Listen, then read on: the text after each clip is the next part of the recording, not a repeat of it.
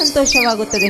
ಆದರೂ ಈ ಸ್ಥಳದಲ್ಲಿ ಬಹಳ ಹೊತ್ತು ನಿಲ್ಲುವುದು ತಪ್ಪು, ಏಕೆಂದರೆ ಇಲ್ಲಿ ಭೂತದ ಕಾಟ ಬಹಳ ಇದೆ. ಅಂದಾಗೆ ಆಕಿ ಪಕ್ಷಿಗಳೇ, ನಾನಿಂದು ಹೋಗಿ ಬರುತ್ತೇನೆ.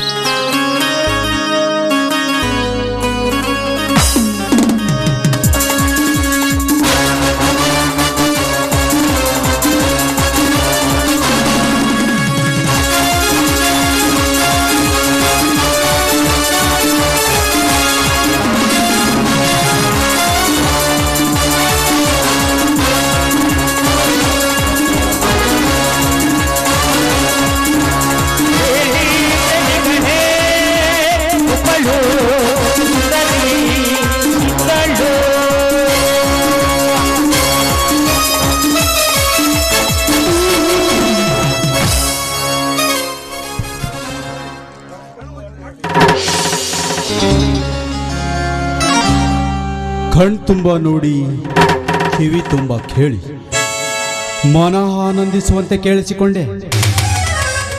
ನವಿಲಿನಂತೆ ನರ್ತನೆಗೈದು, ಕೋಗಿಲಿಯಂತೆ ಆಡಿದ ಆ ಹಾಡು, ಹರೆಯದ ಯೌವನಿಧಿ ತುಂಬಿ ತುಳುಕಾಡುತ್ತಿರುವ ರತ್ನದಂಚಿನಿಂದ ಮಿನುಗುವ ತಾರೆಯಾದ ಈ ರೇಣುಕಾ ನನ್ನ ರಮಣಿಯಾಗಿ ರಂಜಿಸಿದರೆ ಇವಳಂತೆ ಧ್ವನಿಗೂಡಿಸಿನ ಹೆತ್ತಿ ಹಾಕಿ ದಕ್ಕಿಸಿಕೊಳ್ಳುವೆ ಆ ನನ್ನ ಸೋದರ ಮಾವ ದೇಸಾಯಿಗೌಡನ ಹಣಾಭರಣದ ರಾಶಿಯನ್ನು.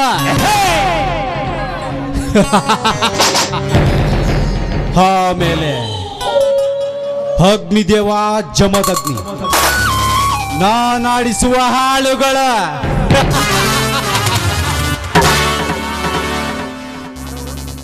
ರೇಣುಕಾ, ಯಾರವರು? ನಾನೇ ನಿನ್ನ ಪಡೆದಣ್ಣ ದೇಸಾಯಿಗೌಡನ ಫ್ಯಾಕ್ಟರಿ ಮ್ಯಾನೇಜರ್, ಅಲ್ಲದೆ ಅವನ ಸೋದರಳಿಯ ಸುರೇಂದ್ರ ಪಾಟೀಲ. ಅರ್ಥವಾಯಿತು. ತಾವಿಲ್ಲಿಗೆ ಬಂದ ಕಾರಣ? ಬಂದ ಕಾರಣ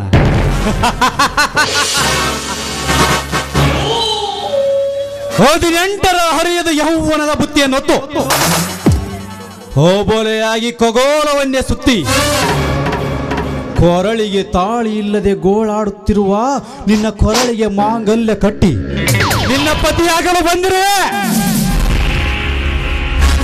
ಏಯ್, ಮುಚ್ಚೋ ಬಾಯಿ ಮತಿಹೀನ. ಕೇವಲ ನನ್ನ ಅಣ್ಣನ ಫ್ಯಾಕ್ಟರಿಯಲ್ಲಿ ಮ್ಯಾನೇಜರ್ ಆದ ಮಾತ್ರಕ್ಕೆ ನನ್ನ ಕೊರಳಿಗೆ ಮಾಂಗಲ್ಯ ಕಟ್ಟಲು ಬಂದಿರುವೆಯಾ? ಕೂಳು ಕಾಣದ ದಿಕ್ಕೇಡಿ ಹೆಣ್ಣು ನಾನಲ್ಲ. ಸುಮ್ಮನೆ ಇಲ್ಲಿಂದ ಹೊರಟು ಹೋಗು. ಹೊರಟು ಹೋಗಲು ಬಂದಿಲ್ಲ ರೇಣುಕಾ.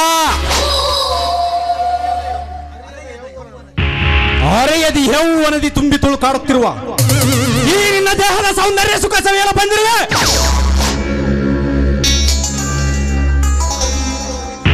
ಅದು ನಿನ್ನಿಂದ ಸಾಧ್ಯವಿಲ್ಲದ ಮಾತು. ಸಾಧ್ಯವಾಗದನ್ನೇ ಸಾಧಿಸಲು ತೊಟ್ಟ ಛಲಗಾರನ. ಸಡ್ಡು ಹೊಡೆದು ನಿಂತಿರುವ ಈ ಸುರಪತಿ ಇಂದ್ರ ಸುರೇಂದ್ರ ಪಾಟೀಲನಿಗೆ ಅಸಾಧ್ಯವೆಂಬುದಿಲ್ಲ ಈ ಬ್ರಹ್ಮಾಂಡದಲ್ಲಿ.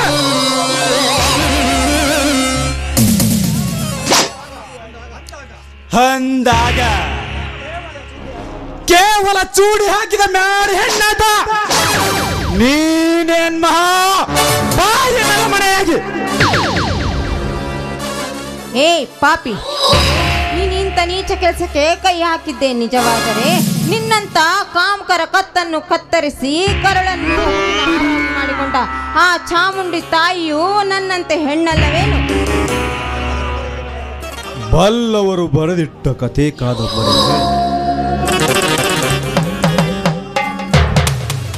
ರಾಮಾಯಣ ಮಹಾಭಾರತದ ಕಂಠೆ ಪುರಾಣ ಹೇಳಿ ಕಳೆದುಕೊಳ್ಳಬೇಡ ನಿನ್ನ ತಾಳಿ ಭಾಗ್ಯವನ್ನು.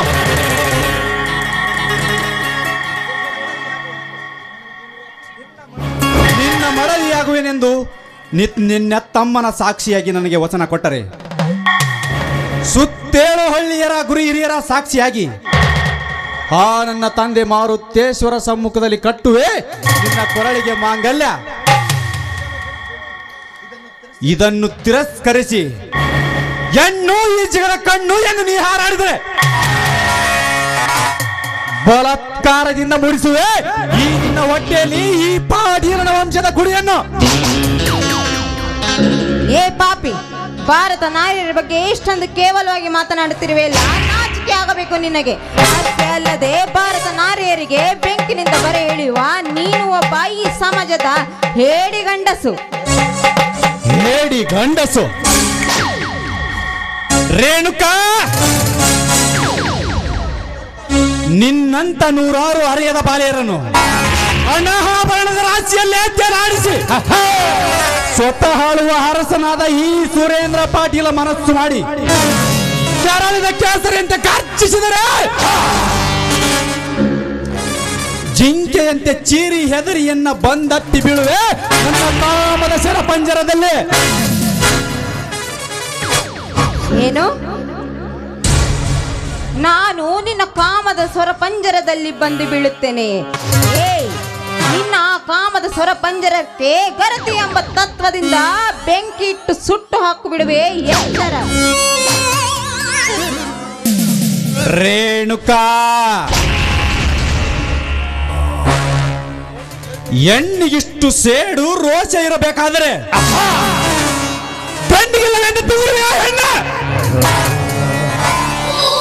ಸತ್ತರು ಮೀಸೆ ಬರೆದರೆ ನಿನಗೆ ಇಷ್ಟು ಕೊಬ್ಬಿರ್ಬೇಕಾದ್ರೆ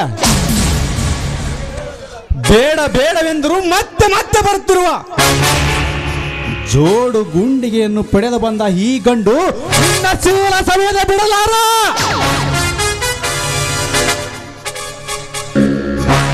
ಜಟಧಾರಿ ಈಶ್ವರನ ಕೊರಳಿಗೆ ಕೀಟನಾಗರನಾಗಿ ಸುತ್ತಿಕೊಂಡಂತೆ ನರನಾಗರನಾದ ಈ ಪಾಟೀಲನನ್ನು ತಿರಸ್ಕರಿಸುವುದು ಹೆಣ್ಣಾದ ನಿನ್ನ ಧರ್ಮವಲ್ಲ. ರೇಣುಕಾ,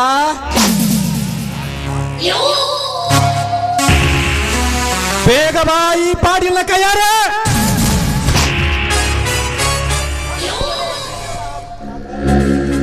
ಈ ಮಾಂಗಲ್ಯವನ್ನು ಕಟ್ಟಿಸಿಕೊಳ್ಳಲು.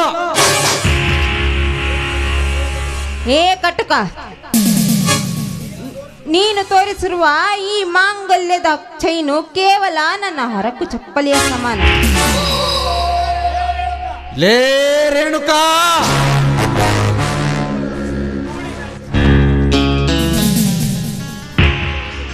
ಕೂಳಿನಾಶೆಗಾಗಿ ಮತ್ತೊಬ್ಬರ ಸೊತ್ತಲ್ಲಿ ಬಿದ್ದ ನೀನು ಅದ್ದು ಮೀರಿ ವರ್ತಿಸಿದ್ರು ಬಂಡ ಗಂಡ. ಮಾವಿನ ಹಣ್ಣಿನಂತೆ ಮಾತಿನಿಂದ ಮಾತುಗಾರತಿಯನ್ನ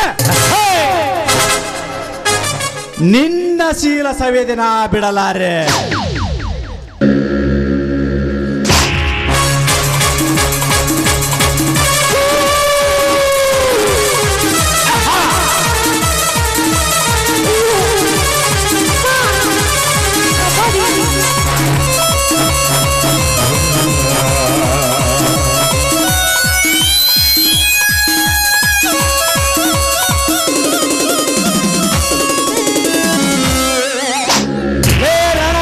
ಪಾಟೀಲ, ಮೊದಲು ಕೈ ಬಿಡೋ ಈ ಶ್ರೀಮಂತ ಕುಮಾರಿಯನ್ನ.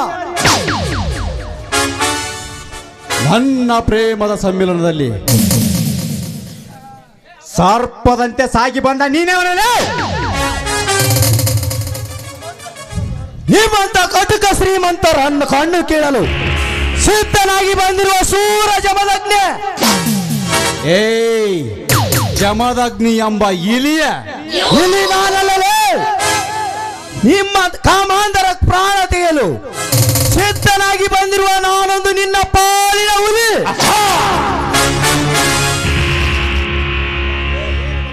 ಏಯ್, ತುತ್ತು ಕೂಳಿಗೂ ಗತಿ ಇಲ್ಲದ ಬಡ ಬಿಕಾರಿ, ನೀನು ನನಗೆದುರಾಗಿ ನಿಲ್ಲುವೆ? ಬಾಯಿ ಮುತ್ತ ಹೇಳಿ, ನಿನಗೆದುರಾಗಿ ನಿಲ್ಲುವುದು ಅಷ್ಟೇ ಅಲ್ಲ, ಈ ಜಮದಗ್ನಿಗೆ ಬಡ ಬಿಕಾರಿ ಎಂದು ಸ್ವಕ್ಕಿನಿಂದ ಬಗಲುತ್ತಿರುವ ನಿಮ್ಮಂತ ಶ್ರೀಮಂತ ಕುನ್ನಿಗಳಿಗೆ ನಾನು ಹೀಗೆ ನಿಲ್ಲುತ್ತೇನೆ. ಲೇ ಪಾಟೀಲ, ಈ ಜಮದಗ್ನಿ ತನ್ನ ಬಡತನದ ಬೇಗೆಯನ್ನು ಹರಿದೊಗೆದು ಒಂದು ಸಲ ಸೇಡಿನ ವೇಗದಲ್ಲಿ ಸಾಗಿದರೆ ಹೇಡಿಯಾದ ನಿನ್ನ ಗತಿ ನನ್ನ ಸೇಡಿನ ಕಿಡಿಗೆ ಆಗುತ್ತೆ. ಲೇ ಜಮದಗ್ನೆ, ಈ ಪಾಟೀಲನಿಗೆ ಎದುರಾಗಿ ನಿಲ್ಲುವುದು ಒಳ್ಳಿತಲ್ಲ. ಸುಮ್ಮನೆ ಹೊರಟು ಹೋಗು ಇಲ್ಲಿಂದ. ಹಾಗೆ ಹೊರಟು ಹೋಗಲಿಕ್ಕೆ ಬಂದಿಲ್ಲ ಪಾಟೀಲ. ಈಗ ನಿನ್ನ ದೇಹ ಇಬ್ಬಾಗ ಮಾಡಿ ಇವಳ ಮಾನ ಕಾಪಾಡಲು ಬಂದಿರುವೆ. ನನ್ನ ದೇಹ ಇಬ್ಬಾಗ ಮಾಡುತ್ತೇನೆ ಎಂದು ಬಂದ ನಿನ್ನಂತ ಎಷ್ಟೋ ಜನಗಳು ಸತ್ತು ಸುಡುಗಾಡು ಸೇರಿದ್ದಾರೆ ಈ ಪಾಟೀಲನ ಕೈಯಲ್ಲಿ. ಈ ಪಾಟೀಲನ ಸಾಹಸ ತಿಳಿದೆ ನೀ ನಿಂತರೆ ಈಗ ನಿನ್ನ ಘಟ ಉರುಳುವುದು ಖಂಡಿತ. ಘಟ ಬಿತ್ತರು ಹಠ ಸಾಧಿಸೇ ಸಾಯುವ ಕೆಚ್ಚನೆಯ ಛಲಗಾರ ಈ ಜಮದಗ್ನಿ.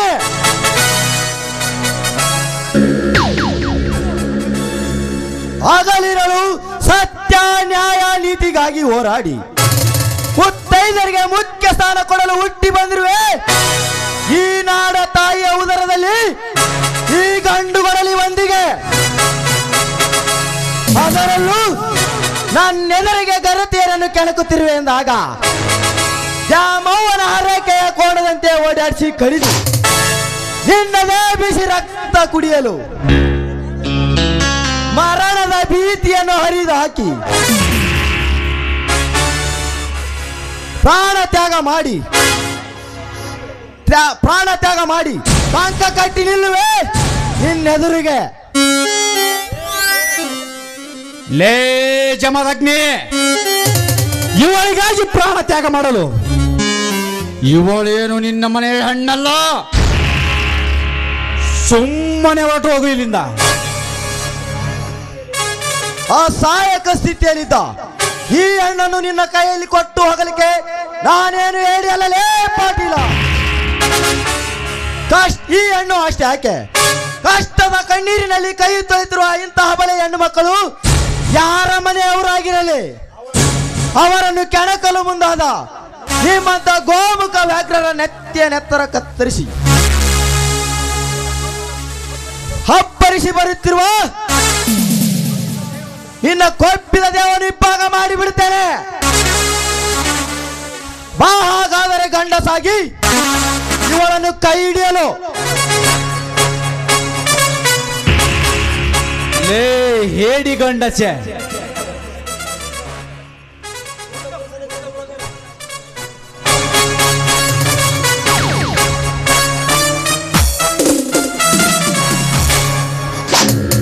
ಪುಂಡ ಪುರುಷನಂತೆ ಬೊಗಳಬೇಡ ನಿನ್ನ ಪುಂಡತನದ ಮಾತನ್ನು. ಅದೇ ನಿನ್ನ ಗಂಡೆಂಬ ಪುಂಡತನ ಎದೆಯಲ್ಲಿ ತಾಕತ್ತಿದ್ದರೆ ಹಿಂದೆ ನಿನ್ನ ತಂದೆ ತಾಯರ ಕತ್ತು ತೆಗೆದ ಕಚಡ ಚಾಂಡಾಲಿಗೆ ತೋರಿಸಬೇಕಿತ್ತು ಈ ನಿನ್ನ ಸೂರತನ. ಲೇ ಪಾಟೀಲ,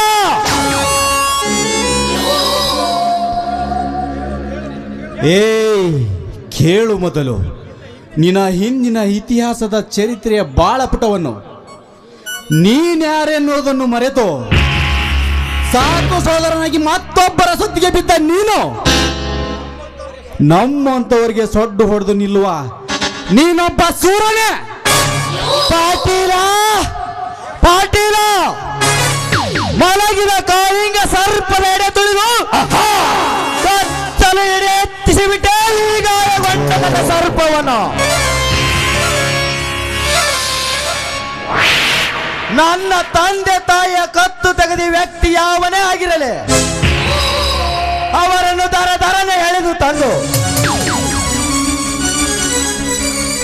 ನಮ್ಮೂರ ಅಗಸಿಯಲ್ಲಿ ನಿಲ್ಲಿಸಿ ಅವರ ರುಂಡ ತೆಗೆದು ನಮ್ಮೂರ ಅಗಸಿ ಬಾಗಿಲಿಗೆ ಕಟ್ಟಿ ಆ ರುಂಡಕ್ಕೆ ಮೆಟ್ಟುವ ಮೆಟ್ಟಿನ ಸರ ಹಾಕಿ ಹೆಂಡು ಹುಲಿಗಳ ಗದ್ದಲದಲ್ಲಿ ಗೆದ್ದ ಗಂಡು ಹುಲಿ ನಾನಾಗುವೆ.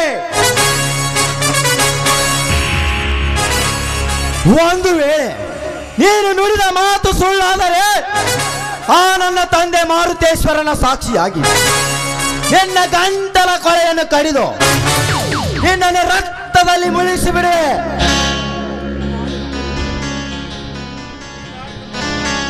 ಈ ನಾಡಿನ ಮುತ್ತೈದರ ಪಾದ ತೊಳಿಸದಿದ್ದರೆ ನನ್ನ ಹೆಸರು ಜಮದಗ್ನಿನೇ ಅಲ್ಲ. ಬರೆದಿಟ್ಟುಕೋ ಈ ಮಾತನ್ನು ನಿನ್ನ ಹಣೆಯ ಬರದಲ್ಲೇ. ಸುತ್ತೇಳಹೊಳ್ಳಿಗಿನೇ ಶ್ರೀಮಂತ ಸೂರ ಸರದಾರ ಸೂರವೀರ ನೆನೆಸಿಕೊಂಡಿರುವ ನನ್ನ ಯಾರ ಭಯವಿಲ್ಲ ಈ ನಾಡಿನಲ್ಲಿ. ಇಂದು ಇವಳನ್ನು ನನ್ನಿಂದ ರಕ್ಷಿಸಿದ ಮಾತ್ರಕ್ಕೆ ನೀನೇನು ದೊಡ್ಡ ಸೂರ ಸರದಾರನೆಂದು ತಿಳಿಯಬೇಡ. ಇದರ ಸೇಡು ನಾನೀಗ ತೀರಿಸಿಕೊಳ್ಳದಿದ್ದರೆ ಮುಂದೆ ನಿನ್ನ ಸಿರಿಗಿ ಕಟ್ಟಿ ಸುಡುಗಾಡಕ್ಕೆ ಕಳಿಸದಿದ್ದರೆ ನನ್ನ ಹೆಸರು ಸುರಲೋಕದ ಇಂದ್ರ ಸೂರ್ಯೇಂದ್ರ ಪೊಲೀಸ್ ಪಾಟೀಲನೇ ಅಲ್ಲ.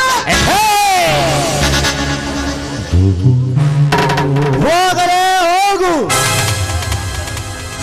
ಅದೇ ಗಂಧದ ಗುಡಿ ನಾಟಕದಲ್ಲಿ ನಿನ್ನನ್ನು ಈ ವೃತ್ತಿಯಿಂದ ಪರಲೋಕಕ್ಕೆ ಕಳಿಸುವುದೇ ನನ್ನ ಹುಟ್ಟುಗುರಿ.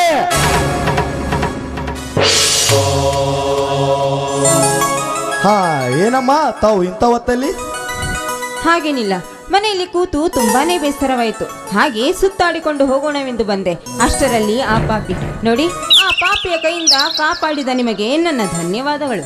ಓಹೋ, ನೀನಾ ಶ್ರೀಮಂತ ದೇಸಾಯಿಗೌಡನ ತಂಗಿ ರೇಣುಕಾ? ನಿನ್ನ ಮೇಲೇನೆ ನಿನ್ನ ಮಾವನ ಕಾಮದ ಕಣ್ಣು. ಇರಲಿ, ನಾನಿನ್ನು ಬರುತ್ತೇನೆ. ಜಮದಗ್ನಿ, ಒಂದು ನಿಮಿಷ ನೋಡಿ.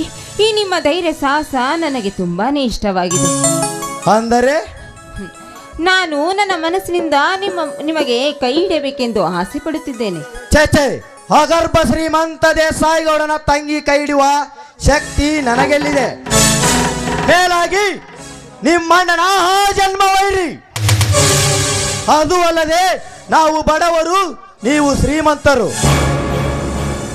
ಅದು ನಮಗೆ ನಿಮಗೆ ಎಲ್ಲಿಯ ಹೊಂದಾಣಿಕೆ? ಆ ಥರ ಮಾತಾಡಬೇಡ್ರಿ ಜಮದಗ್ನಿ. ನೋಡಿ, ನೀವು ನನ್ನ ಕೊರಳಿಗೆ ಮಾಂಗಲ್ಯ ಭಾಗ್ಯವನ್ನು ಕೊಟ್ಟರೆ ಅಷ್ಟೇ ಸಾಕು. ಎದ್ದೇಳು ರೇಣುಕಾ, ಎದ್ದೇಳು. ಈ ಕಾಡ ದೇವತೆಯ ಸಮ್ಮುಖದಲ್ಲಿ ನಿನ್ನನ್ನು ನನ್ನ ಬಾಳಿನ ಜ್ಯೋತಿಯನ್ನಾಗಿ ಮನಸಾರೆ ಸ್ವೀಕರಿಸಿದ್ದೇನೆ. ಎಲೆ ನಗುತ್ತಾ ಹೇಳುವೊಂದು ಪ್ರೇಮ ಗೀತೆ. ಹಾಗೆ ಆಗಲಿ.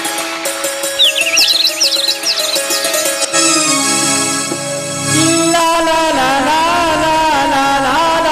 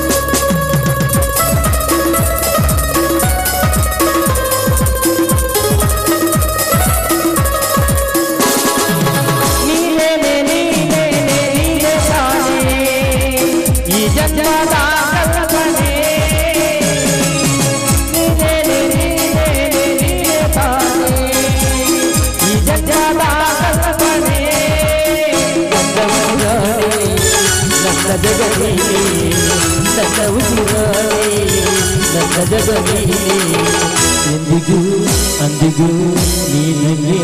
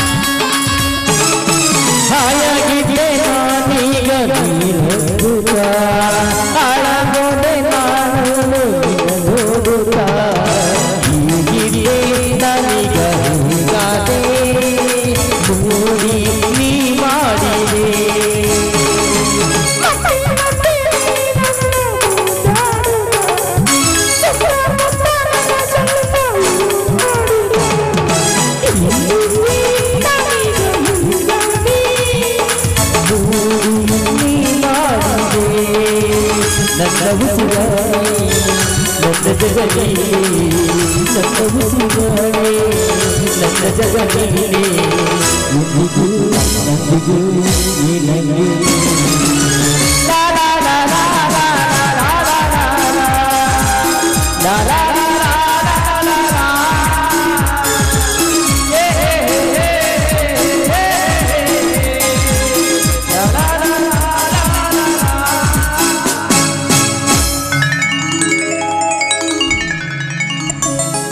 ನೋಡಿ, ಈ ನಮ್ಮಿಬ್ಬರ ಪ್ರೀತಿಯ ವಿಷಯ ಸ್ವಲ್ಪ ದಿವಸ ಯಾರಿಗೂ ಗೊತ್ತಾಗದಂತೆ ನಾವು ನೋಡಿಕೊಳ್ಳಬೇಕು. ಆಯ್ತು ರೀ.